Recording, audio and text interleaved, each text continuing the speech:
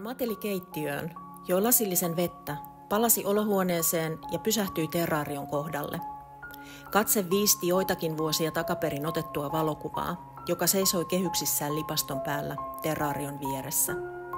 Kuvassa olivat mummu, Sara ja äiti.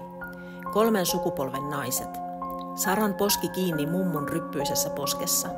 Äiti seisoi heidän takanaan kädessään punaviinilasi.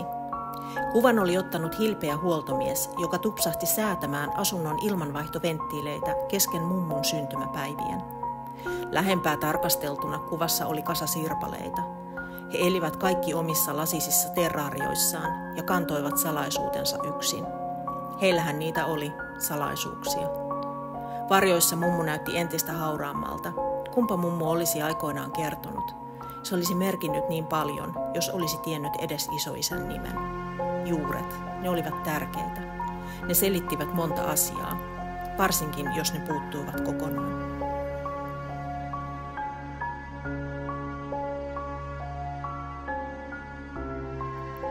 Päivät pimenivät ja matelivat, eikä hän saanut mitään aikaiseksi. Masennus varasti vuorokaudesta jokaisen tunnin. Sarasta oli tullut yhtä kuin suremansa suru. Vauvan menetys oli avannut portin kaikille muillekin menetyksille.